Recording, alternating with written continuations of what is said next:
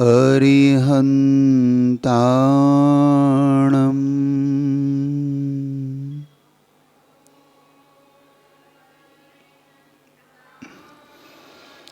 नमो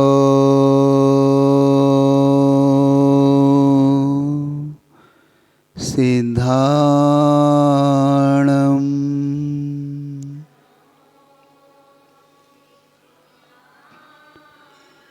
नमो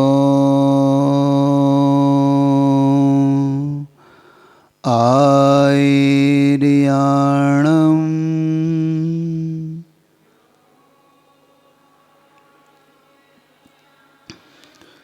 नमो अध्यायाणम्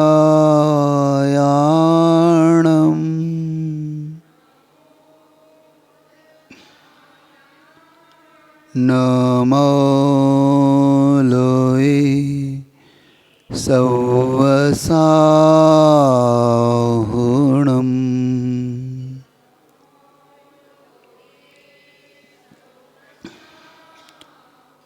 असो पंचनमो यारो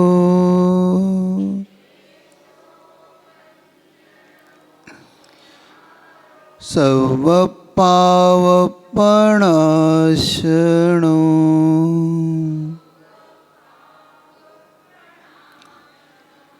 मंगलाणं च सवेसिं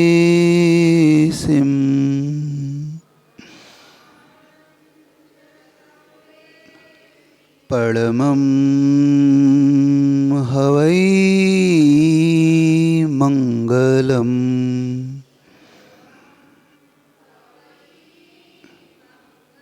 परमं हवै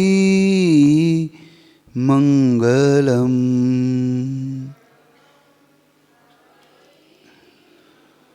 परमं हवै मंगलम्।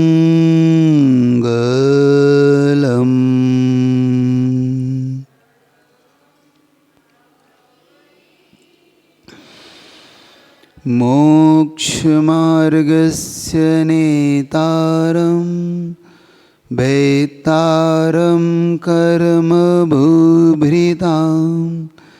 ज्ञातारं विश्वतत्त्वानां वन्दे तद्गुणलब्धये। बोलिए देवादिदेव अतिशयकारी पंचमरिष्टि भगवान की संश्रोमणि आचार्य प्रवर गुरुवर विद्यासागर जी महाराज की, आचार्य प्रवर समय सागर जी महाराज की, समस्त मुनि संघ की।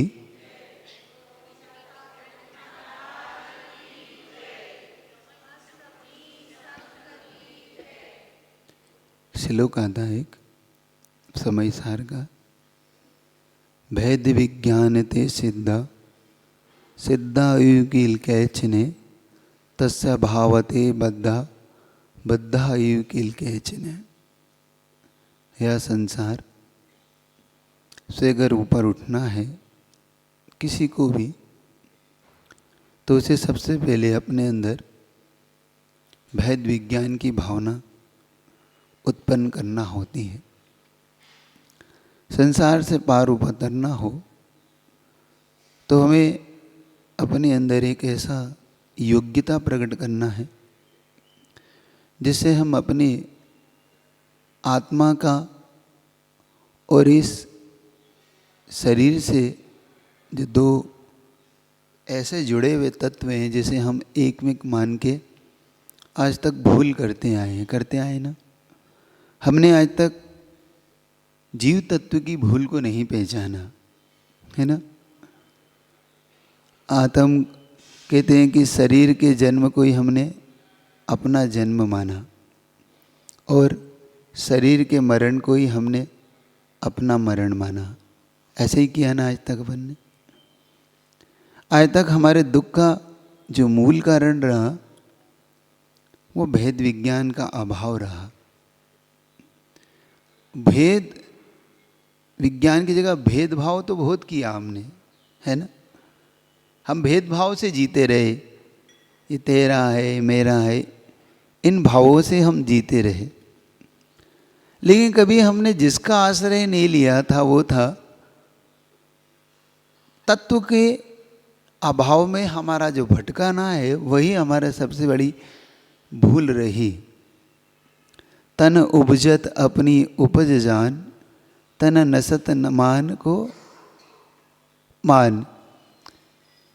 ये जो हमारा मूल तत्व छूट गया, वो कहीं ना कहीं हम चूक कर गए। कहते हैं संसार एक खुली किताब है, अगर सीखना हो तो हमें किसी भी पुराण ग्रंथ की जरूरत नहीं सीखना हो तो सारे पुराण भी कम पड़ जाते हैं। सिर्फ एक दृष्टिकोण हमारा जीवन बदल देता है, हमारे अंदर सिर्फ देखने का दृष्टिकोण बदले। इसी संसार में वैराग्य भी है और इसी संसार में राग भी है, दोनों भावों से जीता है। संत भी इसी संसार में जीता है और श्रावक भी इसी संसार में जीते हैं, आप भी। दोनों में विशेष अंतर कहाँ पे देखने को मिलता है? एक राग भाव के साथ जीता है और एक वैराग्य भाव के साथ जीता है, और दोनों एक ही इसी संसार में जी रहे। दोनों संसार से कोई बाहर नहीं है। क्या संसार से बाहर जीता है? संसार में रह के संसार से ऊपर जीने की कला जिसकी वास होती है, ये सबसे बहुत महत्वपूर्ण कला है। इसे हमें सीखने का पुरुषार्थ करना है। और एक पूज्यपाद स्वामी हुए जो एक जैन शासन के जन्म उनका जैन शासन में नहीं हुआ। कहते पूज्यपाद स्वामी का जन्म ब्राह्मण वर्ग में हुआ था, लेकिन उन्होंने इस शासन को जो उन्नत बनाया, जैन शासन को, वो एक महान आचार्यों की श्रेणी में आ गए। वो इतना उन्होंने उन्नत बनाया। लेकिन उन्होंने संसार की खुली किताब को जिस तरीके से पढ़ा, जिस तरीके से उन्हें अंदर अपने अंदर भेद विज्ञान की दृष्टिकोण लाया, ये सबसे महत्वपूर्ण उनका था। देखना संसार खुली किताब से कैसे व्यक्ति बदलता है, और शायद हम जीवन भर भी रह के नहीं बदलते। हम क्यों नहीं बदलते, ये आप लोग समझने का पुरुषार्थ करना कि हमारे अंदर का राग भाव क्यों नहीं छूटता और वैराग्य भाव क्यों उत्पन्न नहीं होता।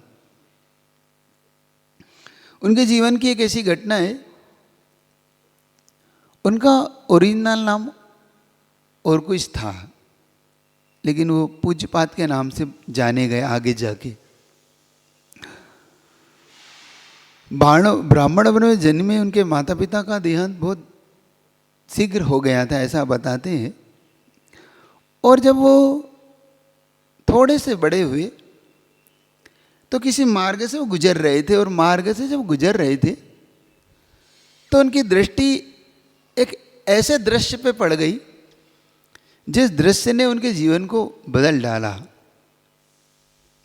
कभी इस दृश्य को आपने देखा हो, और शायद आप देखते भी होंगे, लेकिन फिर भी हमारा जीवन कभी नहीं बदलता। देखना किसकी जीवन कैसे बदल जाता है। उन्होंने देखा कि एक सर्प है, सर्प ने अपने भोजन को, यानी उसका भोजन क्या होता है, मेंढक, जीव जंतु उसके भोजन होते, तो उसने एक मेंढक को अपने मुख में दबा रखा है, और मेंढक ने एक कीड़े को दबा रखा है। सर्प उस मेंढक को निगल रहा है और मेंढक उस कीड़े को निगल रहा है। बस इतना से दृश्य ने जीवन बदल दिया पूज्यपाद स्वामी का। वो देख रहे थे कि देखो, मेंढक को अपने प्राणों से ज्यादा अपना भोजन प्रिय है। वो अपने प्राणों की चिंता नहीं कर रहा, वो काल के गाल में समाता जा रहा है। वो धीरे धीरे वो सर्प उस मेंढक को अपने अंदर खींचता चला जा रहा है, फिर भी वो उसकी परवाह नहीं करके वो अपने उस कीड़े की परवाह कर रहा है और उसको जोर से दबा के उसे निगल रहा है। इसी दृश्य ने पूज्यपाद स्वामी को मुनि बनने की प्रेरणा दे दी। बस यहीं से उनका जीवन बदल गया। यहीं से उन्होंने भेद विज्ञान ते सिद्धा सिद्धा किल कैचने, यहीं से उनका भेद विज्ञान जागृत हो गया और जिसकी भूल आज तक हम ज्ञात नहीं कर पाए वो भूल उन्होंने ज्ञात कर ली। आप लोग को क्या लगता है, क्या ये एक कहानी मात्र है, ये हमारे जीवन का दृश्य है? आप लोग को क्या लगता है, क्यों आप लोग को ये दृश्य अगर सामने आता है या नहीं भी आता हो, अब आपको कैसा लगता है कि क्या है आपका जीवन? हम भी ऐसे ही जीवन तो नहीं जी रहे। आप लोग को लगता है ऐसा जीवन अपन लोग का है? हमारे साथ भी यही घट रहा है जो उस मेंढक और सर्प के साथ और उस कीड़े के साथ घट रहा है नहीं घट रहा? घट रहा है कि नहीं? हमें दिखाई भले ही नहीं दे रहा, लेकिन दृश्य ये सेम हमारे साथ घट रहा है। हम भी उस काल के गाल में धीरे धीरे समा रहे हैं। मर रहे हैं कि अपना मरण हो रहा है, जीवन बढ़ रहा है? हम सबका क्या है, जीवन बढ़ रहा है कि घट रहा है? हम बर्थडे मनाते, जन्मदिन मनाते, तो जीवन घटने के लिए बनाते कि बढ़ने के लिए बनाते? हम लोग किस लिए मनाते है ना? हम घटने वाली चीज को बढ़ती हुई मानते हैं, जबकि प्रति क्षण इस जीव जैसे वो एक एक इंच के भाग में से जैसे मेंढक समा रहा ना, ऐसे ही प्रति क्षण जिसको आवीची मरण बोलते हैं जैन शासन में, हमारा मरण एकदम नहीं होता। पूरा जीवन एक कलेक्शन है हमारा आयु कर्म का। हम प्रतिक्षण वन बाय वन एक एक समय हम जीते हैं, और वह सबसे छोटी इकाई जैन शासन में समय होती है। देखो हम कैसे हमारा जीवन बढ़ता है। थोड़ा सा जैन शासन को समझना कि जैन शासन में समय का कलेक्शन कैसे होता है। आपके यहाँ पे सेकंड के बाद मिनट के बाद घंटा, घंटे के बाद दिन के बाद सप्ताह के बाद महीने के बाद वर्ष। लेकिन जैन शासन बड़ा सूक्ष्म दृष्टिकोण रखता है। हमारी इकाई सबसे छोटी इकाई है समय। समय का कलेक्शन होता है तो वो श्वास से होता है। तो कहते हैं कि हम स्तोक के बाद श्वास के बाद नाली, और नाली के बाद मुहूर्त।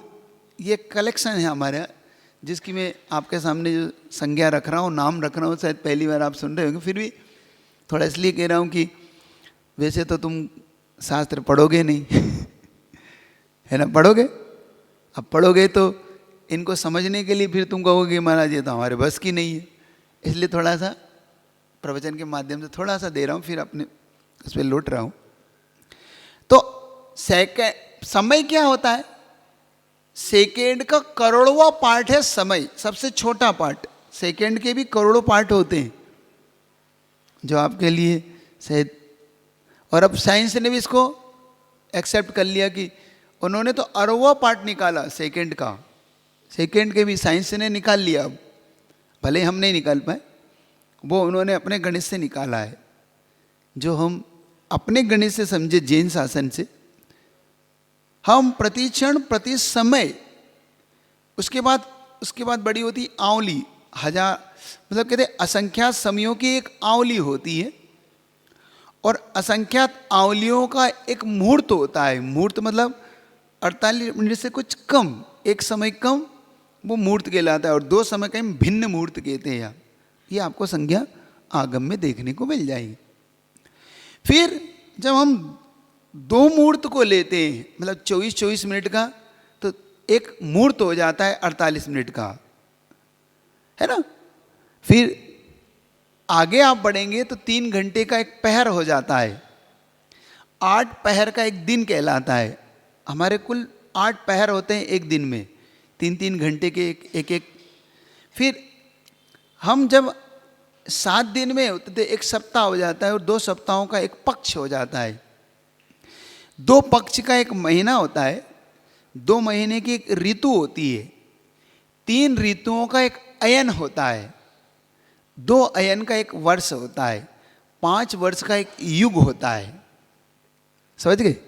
समझ गए? अब नहीं समझे? ऐसे युग बीतते बीतते जब हम कोटि वर्ष में निकल जाएं, तो एक पूर्व, असंख्यात समयों से पहले का बता रहा हूं, 1 करोड़ में 1 करोड़ का जब गुणा करते हो तो एक पूर्व कोटि, मतलब 83 लाख में 83 लाख का गुणा करिए तो एक पूर्व आता है। फिर एक पूर्व को 1 करोड़ से गुणित करिए तो एक पूर्व कोटि आता है आपका। ऐसा समयों की एक इकाई आपकी समझने के लिए है। फिर इसके बाद असंख्यात समयों में चला जाता है, उस पर एक समय ऊपर रख दोगे आप तो ये असंख्यात समय फिर आपकी आयु का। अब आपसे बता रहा हूं कि जो हमारा कलेक्शन है कुल मिला के, तो प्रति समय एक एक समय को बोलते आवीची मरण। तो हम प्रति समय एक एक समय मर रहे हैं, जी नहीं रहे हैं। हम जी रहे हैं कि मर रहे हैं? तो खुशी मनाना चाहिए, दुख मनाना चाहिए? आप तो केक काटते हैं, आप तो खुशी मनाते हैं। कलेक्शन समझो, कितने लोग को लगता है कि हमारी आयु जा रही है, ये रिटर्न नहीं होगी? को लगता है, सबको लगता है। तो कभी आपको वैराग्य नहीं आता? अच्छा, वैराग्य आता तो होगा, ऐसा तो नहीं है कि नहीं आता है महाराज। मैं मान ही नहीं सकता आपको वैराग्य नहीं आता, आता तो है, लेकिन वैराग्य की क्वालिटी थोड़ी अलग है। बस इतनी सी है कि वो शमशानी वैराग्य। शमशानी वैराग्य जानते हो? शमशान में जब आप जाते हैं और शमशान में आप जाने के बाद जब उसे अर्थी पे लेटाते हैं तो सबको वैराग्य आता है, आता है ना। संसार ऐसा है, जैसा है। जब महिलाओं को जब घर में जब उस अर्थी को निकालते हैं, एक बहुत अच्छा संस्मरण आपके सामने सुना रहा हूँ। हम लोग गुरुजी के साथ दुर्ग में थे। दुर्ग में तो दुर्ग समाज ने वहाँ पे अच्छा प्रवचन वगैरह है। वहाँ से हम रायपुर पहुँचे। रायपुर में गुरुजी का एक सभा रखी, गुरुजी की सभा में प्रवचन चल रहा था। और प्रवचन के दौरान संयोग से, चूँकि सड़क पे ही उन्होंने, चूँकि अब उनके पास ग्राउंड नहीं था, तो उन्होंने सड़क को 2 भागों में डिवाइड करके एक भाग प्रवचन के लिए कर लिया और एक भाग उन्होंने रास्ता आने जाने का छोड़ दिया। संयोग से गुरुजी प्रवचन कर रहे थे कि एकदम गुरुजी की निगाह पड़ी कि दूर से एक अर्थी चली आ रही है। और अर्थी आई तो गुरुजी ने अपना प्रवचन 2 मिनट के लिए स्टॉप कर दिया कि अर्थी शांति से निकल जाए। तो अर्थी में जो शब्द थे वो सुनना क्या थे, वो आप लोग भी बोलते होंगे, बोलते हैं ना कि अरिहंत नाम सत्य है। आगे क्या बोलते हैं? कुछ बोलते नहीं बोलते? आप लोग जाते हैं जब अर्थी ले जाते हैं तो कुछ बोलते हैं? राम नाम सत्य है, सबकी यही गत्य है, बोलते हैं ना? नहीं बोलते? यहाँ पे कुछ नहीं बोलते? यहाँ पे जैसे अर्थी जाती है तो कुछ बोलते नहीं है, ऐसे मौन से ले जाते हैं, नमोकार पढ़ते हैं, ठीक है, वो एक ही बात ही कि अरिहंत नाम सत्य है, सबकी यही गत्य। उधर ऐसा ही बोलते हैं वो लोग, राम नाम सत्य है, सबकी यही गत्य। और कुछ जो भी करते जाते हो अपना चलते जाते। जब वो निकल गए तो गुरुजी ने एक प्रश्न करा। आप क्या नमोकार मंत्र बोलते जाते होंगे, तो गुरुजी ने एक बहुत अच्छा प्रश्न करा कि ये जो अर्थी जा रही थी, इस अर्थी में जो ये लोग बोल रहे थे कि अरिहंत नाम सत्य है, सबकी यही गत्य है, इसका मतलब होता है कि अरिहंत नाम सत्य है और सभी की यही गति होना है जो इस मुर्दे की हुई है। अंतो गति सबकी यही है। तो गुरुजी ने पूछा कि ये समझ में नहीं आता, ये किसको सुना रहे थे? ये शब्द मुर्दे को सुना रहे थे या ये सब जिंदा लोग जा रहे इनको सुना रहे थे? किसको सुना रहे थे ये? आप किसको सुनाते हो नौका? क्यों? जल्दी बोलो। अच्छा, ये नमोकार डर के कारण तो नहीं पढ़ते? क्योंकि मूर्त साथ में तो डर भी लगता है। वही व्यक्ति जिंदा होता है तो उसके साथ बैठते हैं, वही व्यक्ति जब चला जाता है तो वो लगता है भैया जल्दी से पार करो। ऐसा होता है कि नहीं होता है? जो सबसे प्रिय भी हो, कितना ही हमारा, कितना ही अटैचमेंट हो, कितना ही प्रिय हो व्यक्ति, कितना ही प्रिय हो, हम अतो गत्वा उसे आग के हवाले करके आते हैं, आना ही पड़ता है। कभी कभी मैं सोचता हूँ कि जैसे मान लो महिला वर्ग विशेष तौर से जब वो अर्थी होती है तो उनका बड़ा आग्रह होता है कि नहीं ले जाने देंगे, है ना? होता है ना? होता है कि नहीं होता? आपके यहाँ होता है कि नहीं होता? होता है ना? अर्थी को पकड़ लेते हैं, नहीं जाने देंगे, ये वो जो भी करते हैं आप, XYZ। मान लो पुरुष वर्ग कहते कोई बात नहीं है, रख लो। क्यों? तो आप रख लोगे कि क्यों? छोड़ दोगे कि रख लोगे? क्या करोगे? अंतो गत्वा कहोगे भैया गलती हो गई तो लेके जाओ। मतलब हम कितना ही हमारा लगाव हो, समझना 1 मिनट में हमारा उससे अलगाव हो जाता है। इसका मतलब ये हुआ कि इसी भेद विज्ञान को हम आज तक नहीं जान पाए, हम इस कभी नहीं सीख पाए, कभी हम सीखने का भाव भी नहीं कर पाए। बस हमें इस संसार से सीखना है। बस ये संसार बड़ा विचित्र है, जो कल तक हमें अपना मानते हैं कल वो पराया हो जाता है। एक भजन बड़ा चला था जो मैंने अभी कहीं सुना था, वो आपके सामने रख रहा हूँ। मत कर माया को अभिमान, मत कर काया को अहंकार, काया गार से काची। गार मतलब होता है मिट्टी, मिट्टी से भी कच्ची है। ये काया का जो अभिमान कर रहे हैं ये मिट्टी से भी कच्ची, मतलब 1 मिनट में बोल जाती है ना? होता है कि नहीं? कहते हैं कि पानी की बुलबुले के समान है ये, है ना? जीवन कैसा है? पानी के बुलबुले के समान है। आश्चर्य का विषय ये नहीं है कि ये जीवन पानी की तो बुलबुले के समान है। आश्चर्य ये कि ये बुलबुला इतनी देर टिका कैसे है। आश्चर्य ये है कि बुलबुला फूट गया, ये आश्चर्य का विषय है कि आश्चर्य का विषय ये है कि बुलबुला टिका कैसे है। क्या आश्चर्य का विषय क्या है? जल्दी बताओ, आपके लिए आश्चर्य का विषय क्या है? बुलबुला फूट गया ये आश्चर्य का विषय है कि यह बुलबुला टिका हुआ ये आश्चर्य का विषय है? बता नहीं रहे आप लोग कंफ्यूज हो रहे हैं क्या? आप बोलते क्यों नहीं आप लोग? अब बोलो, जल्दी बताओ, आश्चर्य का विषय कौन सा है? टिका हुआ ये है कि ये फूट गया ये है? टिका हुआ है ना?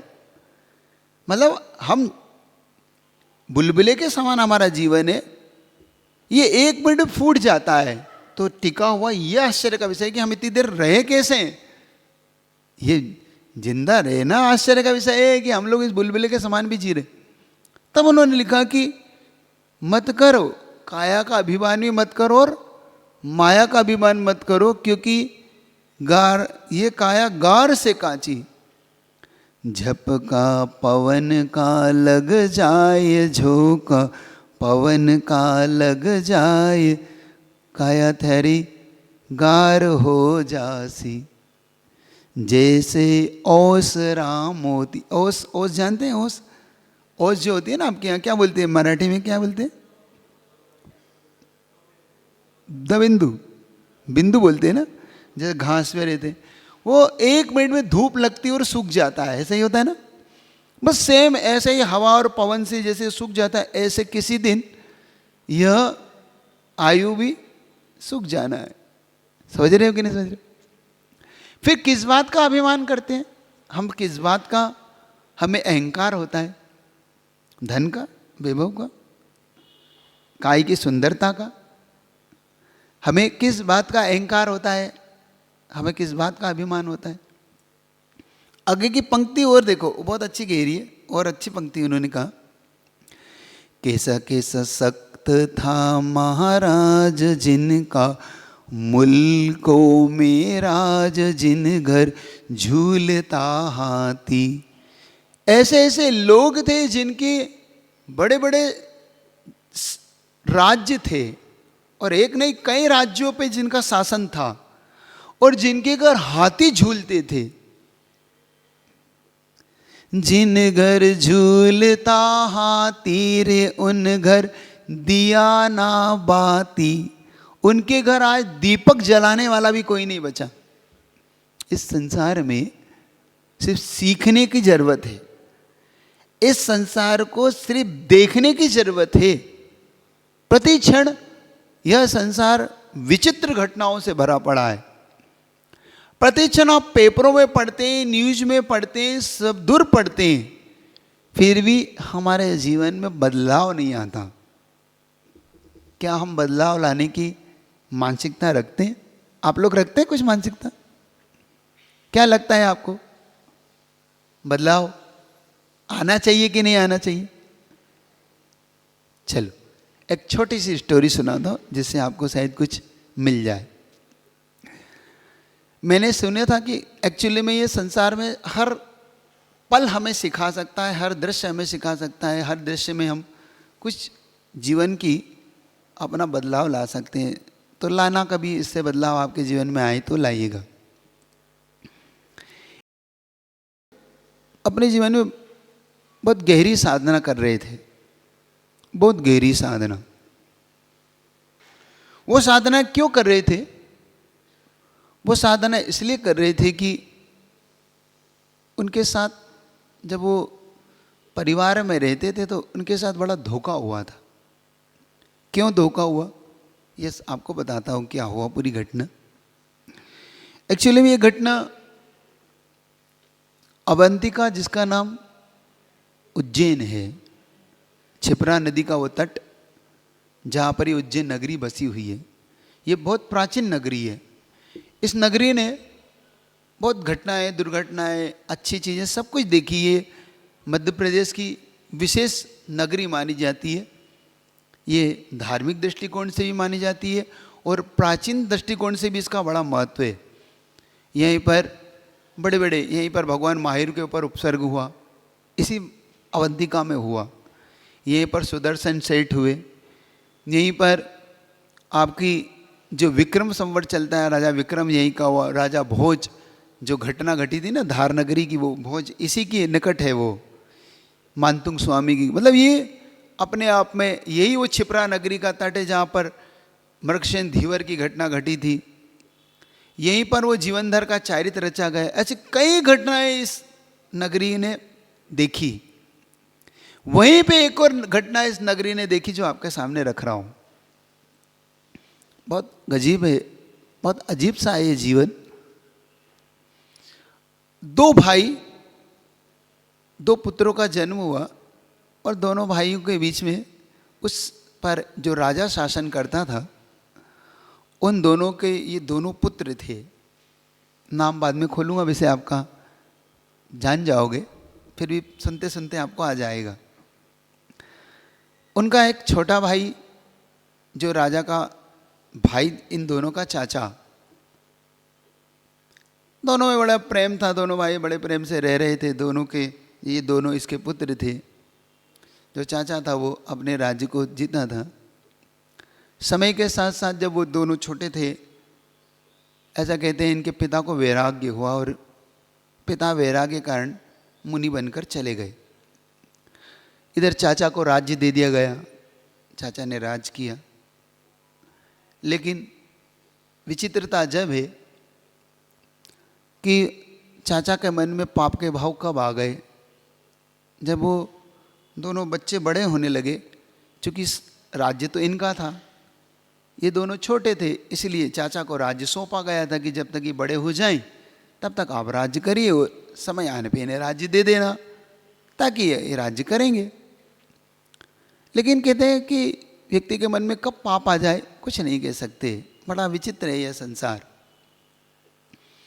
जब वो थोड़े बड़े होने लगे, 10-15 साल की उम्र के होने लगे, और 15 साल की उम्र में उनका बल देखने लायक था, उनके अंदर अपार बल था। मतलब कहते इतना बलशाली और इतने विद्वान थे दोनों कि उनकी विद्वत्ता और उनका बल देख कर चाचा के अंदर घबराहट होने लगी कि ये राज्य छीन लेंगे मुझसे।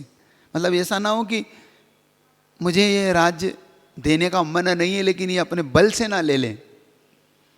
और जब व्यक्ति को अपना वाला कांटा लगने लगे तो फिर उसको कांटे के निकालने का हर तरीका ढूंढता है ना, ढूंढते हैं ना, होता है ना, होता है। हर के व्यक्ति के जीवन में ये घटना घटती है, कुछ भी हो। उन दोनों को एक घटना ने और ज़्यादा उस चाचा को संकित कर दिया। वहाँ पर एक तंत्र विद्या, क्योंकि उज्जैन तंत्र विद्या के लिए बहुत प्रसिद्ध है, बहुत ही प्रसिद्ध है उज्जैन नगर। तो सबसे ज़्यादा तांत्रिक कहीं मिलेंगे तो उज्जैन नगर के शमशान घाटों पे मिलेंगे।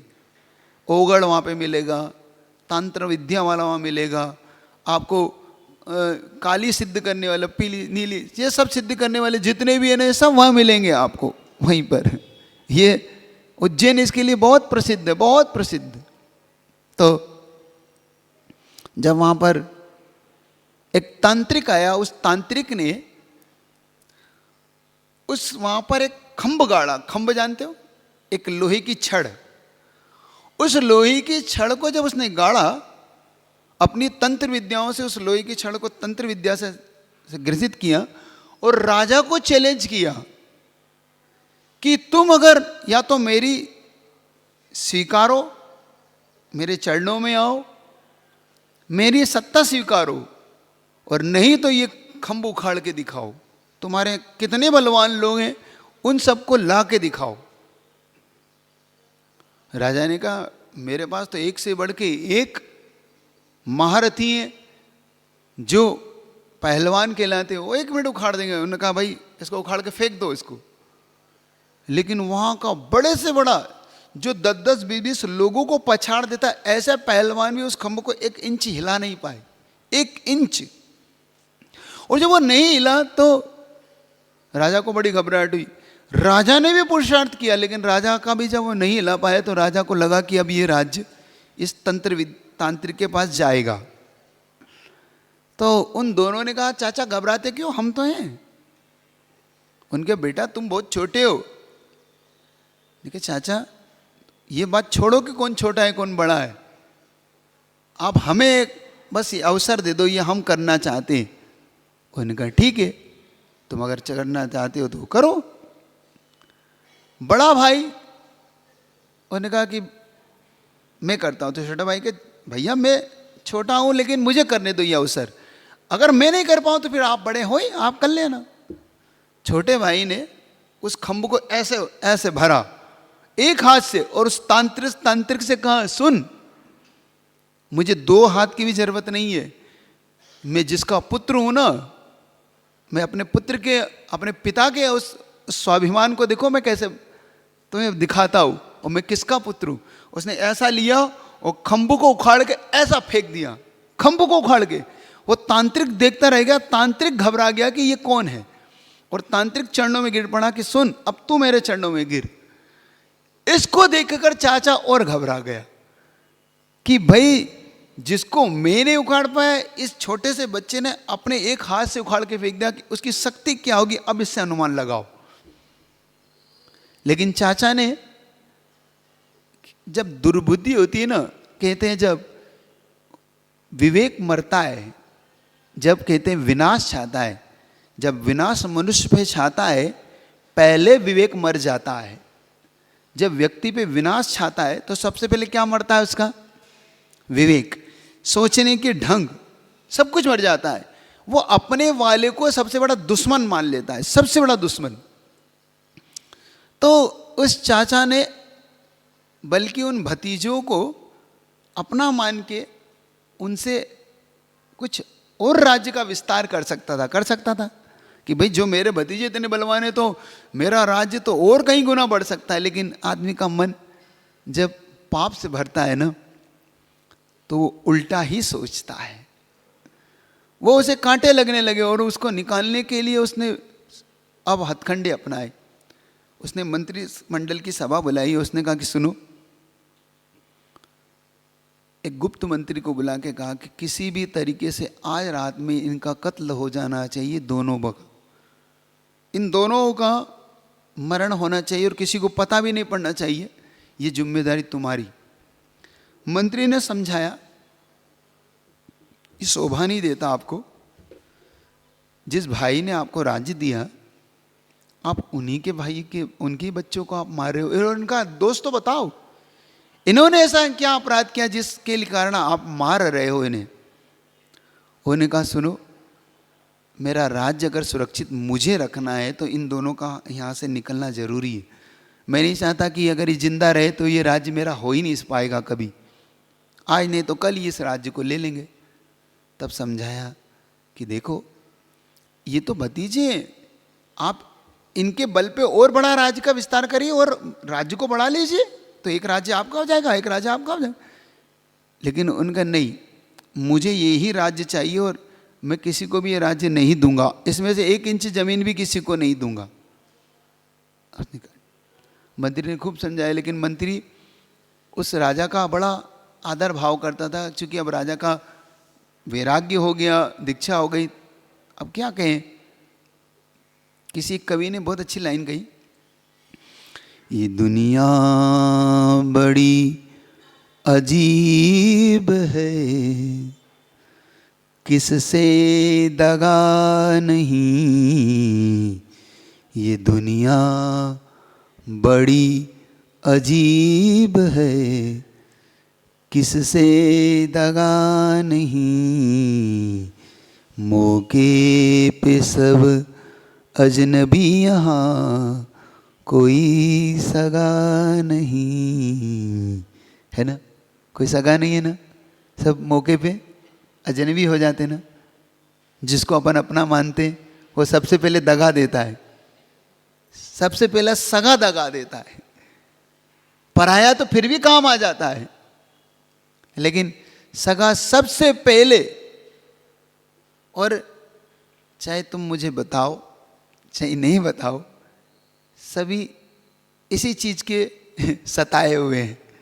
कोई भाई से सताया हुआ है, कोई चाचा से सताया हुआ है, कोई माता पिता से, कोई माता पिता बच्चे से दुखी है, कोई किसी से। हर व्यक्ति किसी ना किसी से दुखी है। बस इतना सा है कि तुम्हें वैराग्य नहीं उत्पन्न था, बस इतना सा है। कमी इतनी सी है तुम्हारी कि तुम्हारा अंदर की आत्मा इतनी मर चुकी है, इतनी मर चुकी है कि फिर भी तुम्हारे अंदर से नहीं लगता कि इस संसार को अब तो छोड़ दो। लेकिन उन दोनों बेटियों के अंदर देखना कितना गजब का वैराग्य उत्पन्न हुआ। उस मंत्री ने उन दोनों बेटों को उसी रात में बुलाया और कहा सुनो, तुम्हारा पिता का मुझ पे बहुत उपकार है, मैं तुमसे एक बात कहूँ, तुम दोनों करोगे? उनका बोलो, आप हमारे लिए पिता तुल्य हैं। तो उनका देखो, मुझे राजा ने जो आज्ञा दी है वो पाल नहीं सकता। उन्होंने कहा क्या आज्ञा दी है? उन्होंने आज्ञा दी कि तुम दोनों को मृत्यु की गोद में सुला दूं, लेकिन ये काम मुझसे होगा नहीं। मेरा कहना मान लो, तुम दोनों इसी क्षण इस राज्य को छोड़ के इतनी दूर निकल जाओ, इतनी दूर निकल जाओ कि राजा और मेरी पहुंच से तुम बहुत परे हो जाओ। बस मेरा एक कहना मान लो तुम लोग। उन लोगों को इतना गुस्सा आया, इतना गुस्सा आया कि इसी क्षण चाचा को हम अभी सबक सिखा सकते हैं। लेकिन उनका नहीं, देखो उनके पास सेना उनके हाथ में है, सब कुछ उनके हाथ में, समय राज्य उनके हाथ में, सत्ता उनके हाथ में, मंत्री उनके पक्ष में, इसलिए तुम ये गलती मत करो। क्योंकि कहते हैं कि जब बलवान का बल हाथ में हो तो थोड़ा सा धैर्य तो रखना चाहिए। एक चीज़ आप सबसे कहना चाहता हूँ कि जीवन में जब संकट के दिन हो तो जल्दीबाजी कभी मत करना। किसी ने कहा मुसीबत अगर पांडवों जैसी हो, मुसीबत अगर जीवन में पांडवों जैसी हो, तो फिर सारथी कृष्ण जैसा चुनो, जीवन पार हो जाएगा। सारथी कृष्ण जैसा चुन लो जीवन में। सुन रहे हो? तो तुम किसको सारथी बनाते हो? तुम्हारा सारथी कोई है? अब फिर पूछ रहा हूं, जीवन में कोई पार लगाने वाला कोई एक सारथी बनाया तुमने, जो कृष्ण की भांति तुम्हारा पार लगाए तुम्हारी नैया को? नहीं बनाया ना। जीवन भर यही तो गलती दोहराते आते अपन।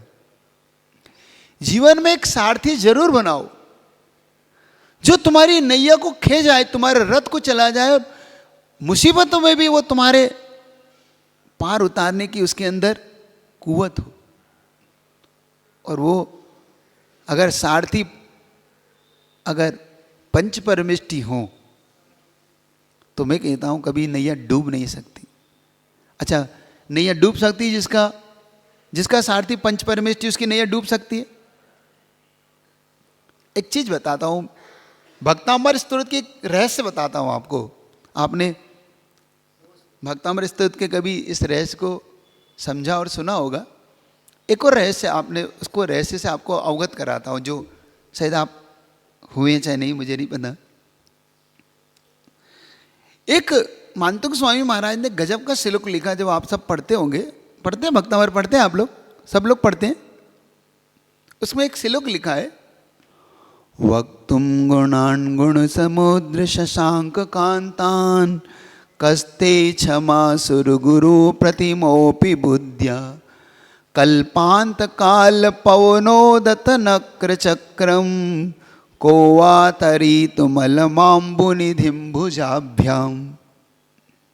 उन्हें कहा, ऐसा कौन है जो इस समुद्र को पार करेगा? समुद्र कैसा है? कल्पांत काल पवनोदत नक्र चक्रम, जिसका अंत छोर नहीं दिख रहा, जिसमें नक्र चक्र का मतलब होता है मगरमच्छ, बड़े बड़े व्हेल मछली, सरी सर्प और बड़े बड़े जीव जंतुओं से जो भरा पड़ा है। देखना, उस समुद्र को कौन है जो अपनी भुजाओं से पार करेगा? आप करेंगे? आप में से कोई करेगा? देखो, तुम्हारी परीक्षा की घड़ी है। तुम्हें भगवान पे विश्वास तो है कि नहीं? है कि नहीं? मानतुक स्वामी यही तो कह रहे हैं कि मेरा विश्वास है, लेकिन कौन पार करेगा? जिनका भगवान पे विश्वास हो वो मेरे साथ आ जाओ। मानतुक स्वामी कह रहे, मैं नहीं कह रहा हूं, और आप पढ़ते हो। अच्छा, मानतुक स्वामी पे तो विश्वास है कि नहीं आपको? हाँ महाराज, पूरा विश्वास है। अच्छा, भक्तांबर स्तोत्र तो विश्वास है, तो भक्तांबर पढ़ो और कूद जाओ, क्या फर्क पड़ रहा है? क्यों? है कि नहीं? बोलो ना। या तो आपका विश्वास नहीं है, आपको मुनिषनाथ भगवान पे विश्वास नहीं, आदिनाथ भगवान पे विश्वास नहीं, भक्तांबर पे विश्वास नहीं, आपको किस चीज पे विश्वास नहीं है बता दो। आपके विश्वास की परीक्षा है। वो पूछ रहे हैं मानतुक स्वामी, कितने लोग हैं जो तैयार हो जाओगे? एक भी नहीं। बारामती में एक भी नहीं है। महाराज देखो, दोस्ती पक्की है, लेकिन खर्चा अपना अपना। बारामती वाले कैसे हैं? दोस्ती पक्की है, लेकिन खर्चा। देखो महाराज, ये बात सच है कि आप बहुत हैं, बहुत अच्छे हैं, सब कुछ है, लेकिन कूदने का काम आपका अपना नहीं है। पड़ोसी को ले जाओ आप, तो अपना काम। हाँ, पड़ोसी से, हाँ भाई, हाँ कूदो। देखो भक्तामृत स्तोत्र बहुत महान है, कूद जाओ। हम नहीं कहते, देखो मुझे नहीं, मैं बाद में आता हूँ, तुम तो चलो, है ना? ऐसे ही है ना हमारी स्थिति कुछ। हम कितने अविश्वासी हैं, और हम कह रहे हैं भक्तामृत काम नहीं कर रहा, भक्तामृत स्तोत्र से कुछ हो ही नहीं रहा। जबकि मानतुंग स्वामी एक बार पढ़ते हैं तो सारी समस्या का समाधान उनका हल होता है। हम 1000 बार पढ़ते हैं तो एक समस्या नहीं सुलझती। कहाँ हमारी कमी है? कहाँ हम समझने में कमी कर रहे हैं? क्यों? बोलो ना, बारामती वालों। मैं ही बोलूँगा ऐसा तो मैंने पहले एक दिन मना कर दिया था कि मैं तो अकेला तो बोलने वाला हूँ ही नहीं। अब आपको बताना है। अब भाई माइक दे दो तो मैं सुनना चाहता हूँ एक एक करके, कौन कौन कूदेगा और कौन कौन नहीं कूदेगा, और नहीं कूदेगा तो क्यों नहीं कूदोगे, और कूदोगे तो क्यों कूदोगे। दोनों से बता दो कि हमारे इसलिए कूदने को हम तैयार हैं। जल्दी जल्दी कौन कौन, जल्दी हाथ खड़े करो। हाँ भाई माइक देना, सुनना चाहता, जल्दी चालू करके देना। देखो भक्त हो भगवान के, कूदोगे कि नहीं कूदोगे पहले बताओ। कूदूंगा। हाँ क्यों कूदोगे? ऐसी क्या चीज़ है जो कूद जाओगे? सागर तो पार करना ही है ना। नहीं सागर तो पार करना है, लेकिन सर तो वहाँ पे देख लिया मगरमच्छ सब है, तो भी करूंगा। कूदते ही निकल जाए। अगर हो सकता है वो मुझे निकल जाए, हाँ। या हो सकता है वो कहीं दूर हो जाए। चलिए आपको ऐसा लगता है, और किसी को? मंदार तुम्हें क्या लगता है, तुम कूद जाओगे?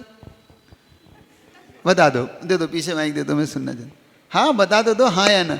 हाँ कि अभी शादी हुई है महाराज? 10-20 साल तो बाद 10-20 साल बाद कूदोगे। चलो और कोई? अच्छा जिनकी उम्र हो गई वही बता दो। उसकी तो वो कह रहा महाराज अभी तो मैं छोटा हूँ, बड़े बड़े लोगों से पूछो, वो तो 50-50 60 साल से भक्तांबर पढ़ रहे हैं, पहले वो मैं उनके बाद में हूँ। अच्छा आप में से कोई? एक भी नहीं? कोई नहीं बताओगे? कुछ तो बता दो ना, कर दो नहीं कूदेंगे हमारे। क्यों? ट्रस्टी महोदय बता दो, कोई तो बता दो, संचालक महोदय आप ही बता दो, कुछ तो बता दो कि क्या प्रॉब्लम कहाँ है। माइक देना अंदर, थोड़ा आप ही खड़ा होना पड़ेगा। चलिए कोई बात नहीं। कहीं कहीं हमारी श्रद्धा आस्था क्यों डिग रही है? हाँ ये आ गया माइक। हाँ जी, क्यों डिग रही है? हमारी आस्था इतनी कमजोर क्यों हो रही है? हम क्यों घबरा रहे हैं? हमारी धारणा ऐसी है कि धर्म करत संसार सुख, धर्म करत कल्याण। धारणा है तो भी कूदो ना। बहुत कठिन बात है, कहने और करने में बहुत कठिन बात है। हम हरदम सोचते हैं कि हम ये मुनि महाराज बनने का कोई पिक्चर का कोई ट्रेलर नहीं है। हाँ। पूरे जीवन भर उसको निभाना है, और ये कोई ऐसा कोई एक्टर नहीं है कि वो आया। नहीं, मुनि बनने की तो मुनि बनने की नहीं कह रहा हूँ मैं, तो समुद्र में कूदने की बात कर रहा हूँ। मुनि बनने की कहाँ कह रहा हूँ मैं, थोड़ी कह रहा हूँ मुनि बनो आप। मैं तो ये कह रहा हूँ भगवान पे हमारा विश्वास है।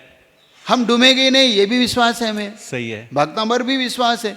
फिर हम उस मानतुंग स्वामी महाराज कह रहे हैं तुम पे मेरा विश्वास है, मेरे पे विश्वास है, आदिनाथ भगवान पे विश्वास, सब कुछ विश्वास है, तो अब छलांग लगाने में देख क्यों है तुम्हें? हो जाएगा। कोशिश तो जारी है, मालूम नहीं कब क्या हो जाए। क्या हो जाए? चल मैं बताता हूँ आपकी प्रॉब्लम क्या है। आपकी प्रॉब्लम आपको ऊपर ऊपर विश्वास है, अंदर से नहीं है। जिसको अंदर से विश्वास एक बार गहरा हो जाता है, उसके लिए जीवन और मरण कोई मायने नहीं रखता, मायने रखता ही नहीं है। उसके लिए कोई मायने नहीं रखता कि मैं जीऊँगा कि मरूँगा।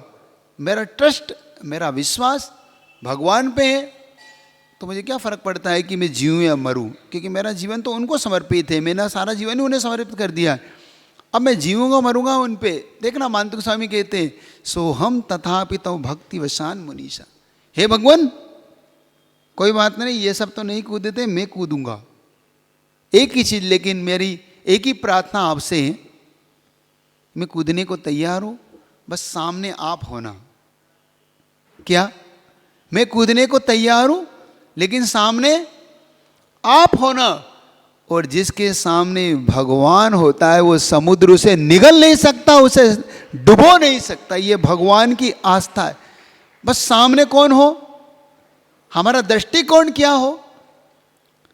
कभी भी जब हमारे दृष्टिकोण में ये बात आने लगती है कि हमारा प्रभु सब कुछ मेरे सामने ही, तो समझ लेना अब मेरा बाल भी बांका नहीं हो सकता। देखो अन्य समाज में कहते हैं कि मार ना सके ना कोई, ऐसा कहते हैं ना वो लोग। जिसकी रक्षा प्रभु करे उसे मार सके ना कोई, बाल ना बांका होए, ऐसा वो कहते हैं वो लोग, कि उसका बाल भी बांका नहीं होता जिसकी प्रभु रक्षा करते। हमारा विश्वास कितना कमज़ोर है, हमारी आस्था कितनी कमज़ोर है। शायद इसी आस्था और विश्वास की कमजोरी के कारण ये ना पंचपरमेष्ठी, ना भक्तांबर, ना आदिनाथ भगवान, कोई भी हमें आज तक लाभ या उनसे हम आज तक वो नहीं, कुछ भी नहीं पा पाए। हम सब अधूरे रह गए। थोड़ा विश्वास और गहरा करो। अभी विश्वास में और गहराई चाहिए। अभी विश्वास अभी बहुत गहरा चाहिए। एक विश्वास का एक संस्मरण आपको बताता हूँ। मैं नमोकार मंत्र की जब व्याख्या पढ़ रहा था, मैंने इसको नमोकार मंत्र को बहुत अच्छे से जानने का भाव किया। कितना जान पाए अभी कोई शर्त नहीं लगा था, लेकिन मैंने देखा कि नमोकार मंत्र में बड़ा गहरा अर्थ और बहुत गहराई छुपी हुई है उसके अंदर। एक ऐसे व्यक्ति को मैंने देखा जिसका नमोकार मंत्र में गहरा विश्वास। अब देखना हम में और उस विश्वास व्यक्ति में कितना अंतर है। वो व्यक्ति ना जैन है, ना जैन कुल में उसका जन्म हुआ, ना नमोकार मंत्र कभी उसने सुना, ना कभी उसने पढ़ा, ना नमोकार मंत्र से उसका कोई ताल्लुक रहा। जबकि हमारे तो ब्लड में ही नमोकार मंत्र ऐसा है। हमें माँ ने जब दूध पिलाया तो नमोकार मंत्र पढ़ के ही दूध पिलाती है माँ। मतलब हम बचपन से ही, गर्भ से ही नमोकार मंत्र सुनते आए। जब बच्चा गर्भ में होता है तो माँ उसे नमोकार मंत्र देती है, सुनाती है, और सुनाना भी चाहिए। एक बहुत अच्छा आपको वो बता रहा हूँ कि कभी जीवन में कभी ऐसा गर्भ धारण कभी कोई महिला करे, कोई इसको माँ बनने का सौभाग्य प्राप्त हो, तो मेरा कहना है उस बच्चे को नमोकार मंत्र की सुरक्षा चक्र जरूर देना। दिन में सोते समय उठते समय उस बच्चे को सुरक्षा चक्र जरूर दिया करो। वो कभी तरीका आप देखना, जब नमोकार मंत्र तो नमो अरिहंताणम बोलने के साथ उस गर्भ पे हाथ ऐसा रख के संप्रेषण करिए कि अरिहंत की सारी ऊर्जा उस बच्चे को मैं अंदर दे रही हूँ।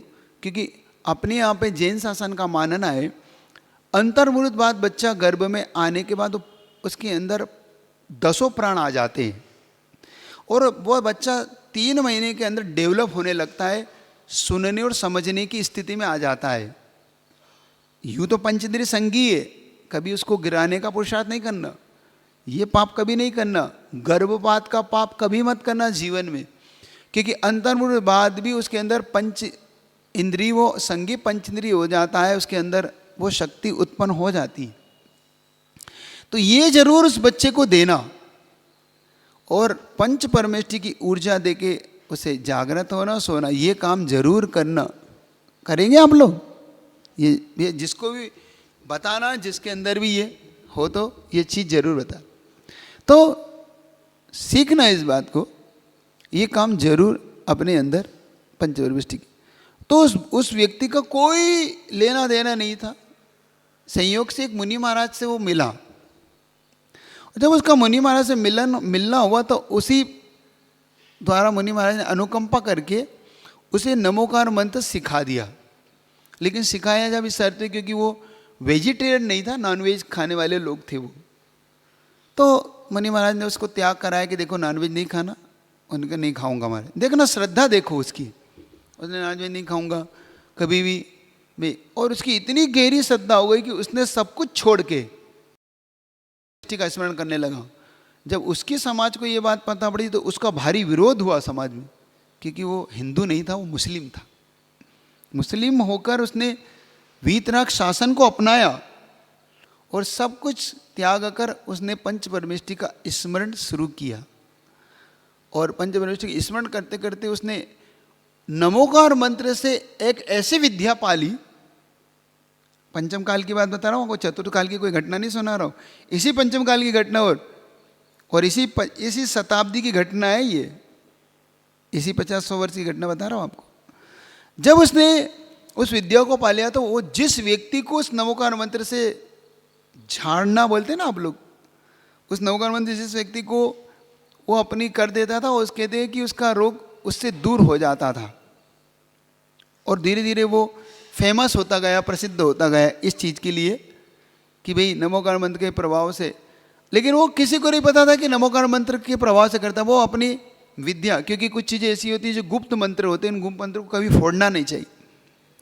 कुछ अगर विद्याएं सिद्ध होती तो उनका मंत्र कभी नहीं फोड़ना चाहिए, क्योंकि ये मंत्र फूटते ही वो विद्या आपके काम नहीं कर आएगी कभी भी।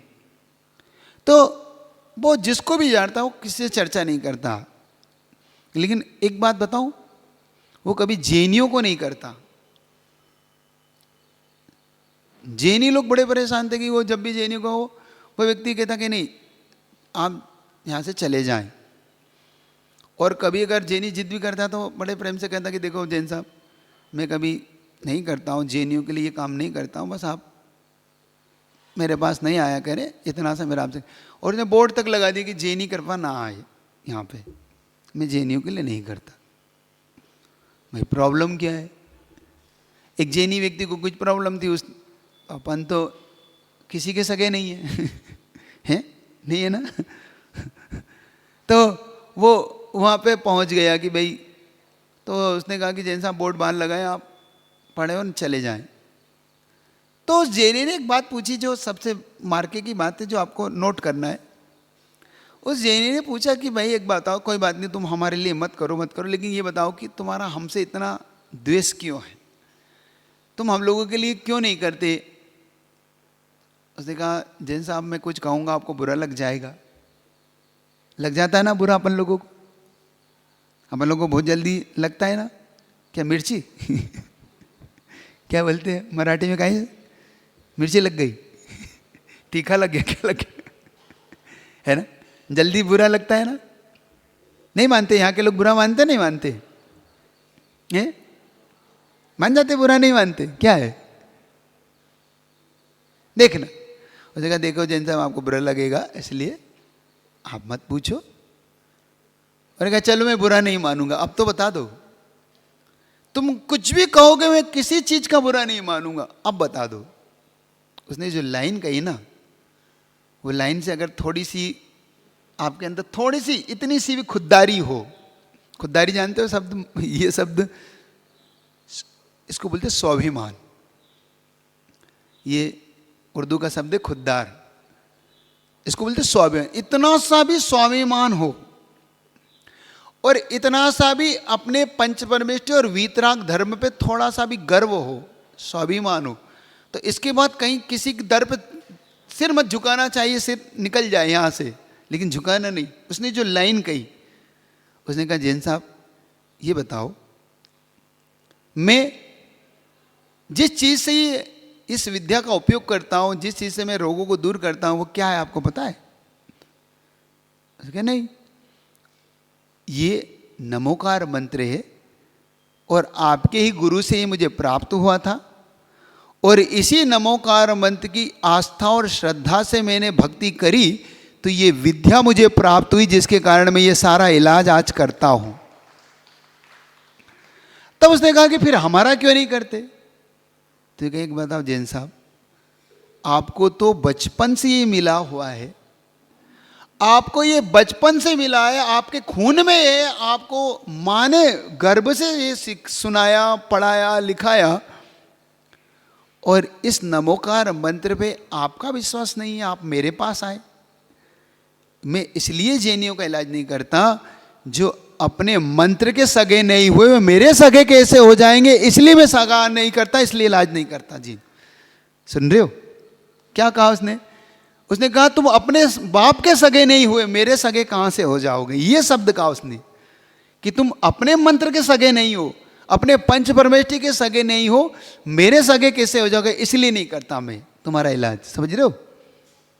और ये रियल घटना है, ये काल्पनिक घटना नहीं सुना रहा हूं आपको। इसलिए कह रहा हूं कि अब थोड़ा सा स्वाभिमान हो तुम्हें अपने पंच परमेष्ठी पे, नमोकार मंत्र पे, अपने मुनिषनाथ भगवान पे, अपने गुरु पर, तो थोड़ा सा स्वाभिमान रखना। इसके बाद कभी किसी दर पे मत झुकना। रहोगे पक्के कि नहीं? अब तो सगे रहोगे, अपने नमोकार पंच परमेष्ठी के सगे रहोगे कि नहीं रहोगे? बोलते दो हाँ या ना है? कूद जाओगे समुद्र में अब तो कूद जाओगे कि नहीं? अब तो बोल दो कि हाँ महाराज प्रभु है, हमें क्या डर है। अरे एक बार अंदर से विश्वास तो करके देखो, एक बार अपने प्रभु पे थोड़ा अंदर से विश्वास लाओ, बाहरी विश्वास में मत लाओ। तो घटना आपको सुना रहा था, उन दोनों भाइयों ने जब ये कहा कि कोई बात नहीं, हमारी आज बुरे दिन है, तो बुरे दिन में सारथी बनाओ तो पंच परमेष्ठी को बनाओ। उसको जब मंत्री ने कहा देखो बुरे दिन है, इन बुरे दिन में तुम अपने आप पर धैर्य रखो, बस थोड़ा पैसे रखो, सब अच्छा हो जाए। उसने कोई बात नहीं, उसने भी अपनाया और ये दोनों भाई वहाँ से निकल गए। दोनों भाई का जीवन दो भागों में बढ़ गया। आगे जाके एक अन्य दर्शन में चले गए और एक जैन शासन में चले गए। आपका आज समय हो रहा है, कल इसकी चर्चा आपको करूँगा। ये घटना बहुत गहरी और बहुत सुंदर है, जिसके प्रति जीवन में सीखने वाली घटना है। जीवन बड़ा विचित्र है, इसको देखना। तो सुनना चाहोगे कल?